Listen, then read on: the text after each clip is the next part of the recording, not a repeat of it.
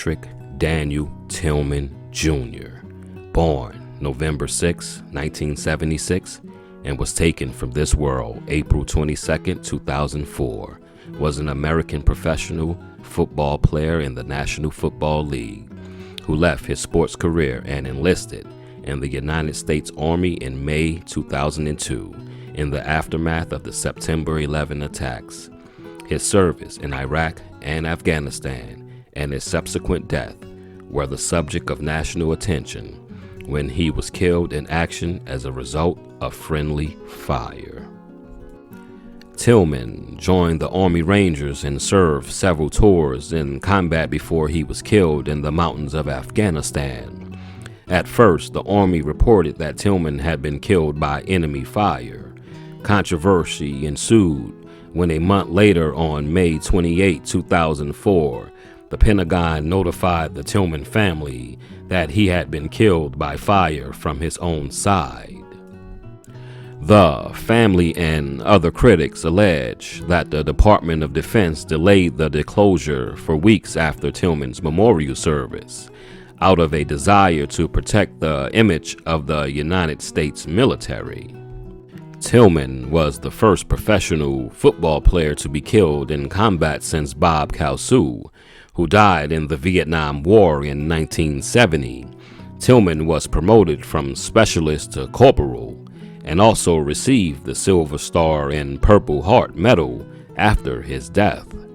Let's take a deeper dive into the death of Pat Tillman. In the 1998 NFL Draft, Tillman was selected as the 226th overall pick by the Arizona Cardinals. Tillman moved over to play the safety position in the NFL and started 10 of his 16 games in his rookie season. At one point in his NFL career, Tillman turned down a 5-year, $9 million contract offer from the St. Louis Rams out of loyalty to the Cardinals. Sports Illustrated former writer Paul Zimmerman named Tillman to his 2000 NFL All-Pro team after Tillman finished with 155 tackles, 120 solo, 1.5 sacks, 2 forced fumbles, 2 fumble recoveries, 9 pass deflections, and 1 interception for 30 yards. Tillman finished his career with a total of 340 tackles, 2.5 sacks, 3 interceptions for 37 yards, 3 forced fumbles, 15 pass deflections, and 3 fumble recoveries in 60 games of his career. In addition, he also had 1 rushing attempt for 4 yards and returned 3 kickoffs for 33 yards. In May of 2002, 8 months after the September 11 attacks, and after completing the 15 remaining games of the 2001 season, which followed the attacks, Tillman turned down a contract offer of $3.6 million over 3 years from the Cardinals to enlist in the U.S. Army. Tillman and his brother Kevin enlisted on May 31, 2002. In September 2002, they completed basic training together.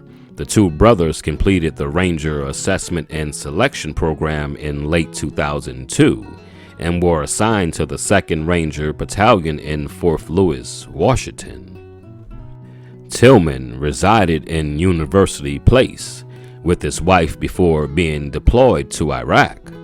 After participating in the initial invasion of Iraq as part of Operation Iraqi Freedom in September 2003, he entered the Ranger School at Fort Benning, Georgia, and graduated on November 28, 2003. Tillman was subsequently deployed to Afghanistan and posted at FOB Serrano on April 22, 2004.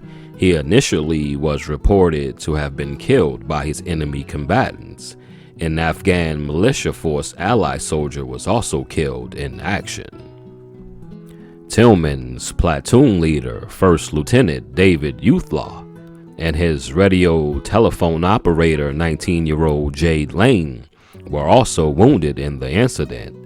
The Army initially claimed that Tillman and his unit were attacked in a apparent ambush on a roadside of the village of Spira, about 25 miles southwest of Khost, near the Pakistani border.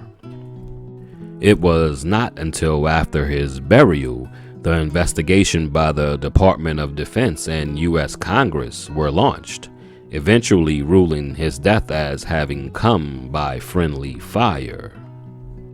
An investigation by the U.S. Army Criminal Investigation Division, CID, concluded that Tillman and the Afghan militia soldier were killed by friendly fire when one allied group fired upon another in confusion after nearby gunfire was mistakenly believed to be from enemy combatants.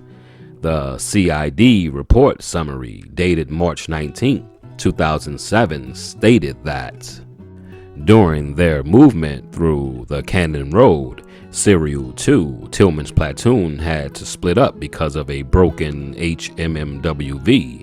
The parts were called Serial 1 and 2, was ambushed and became engaged in a running gun battle with enemy combatants. Serial 1, Tillman's portion of the platoon, had just passed through the same cannon without incident and were approximately 1 kilometer ahead of Serial 2. Upon hearing explosions, gunfires, and sporadic radio communication from Serial 2, Serial 1 dismounted their vehicles and moved on foot to a more advantageous position to provide overwatch and fire support for Serial 2's movement out of the ambush. Upon exiting the vehicle, and despite attempts by Serial 1 to signal a friendly position, occupants of the lead vehicle of Serial 2 opened fire on Tillman's position, where he was fatally shot. The Army Special Operations Command initially claimed that there was an exchange with hostile forces.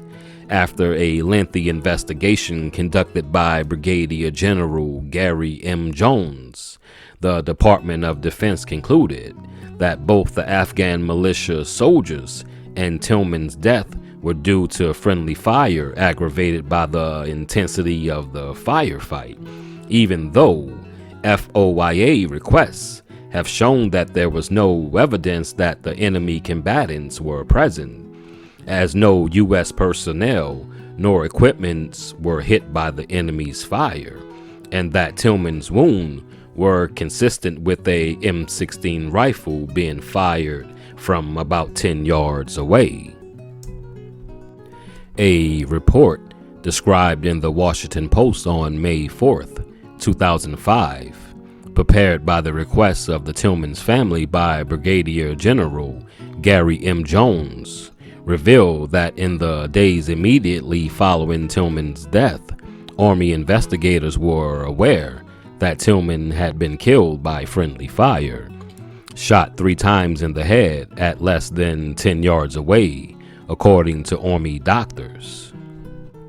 Jones reported that senior Army commanders, including General John Abizaid, knew of this fact within days of the shooting, but nevertheless approved the awarding of the Silver Star, Purple Heart, and the promotion to the rank of corporal.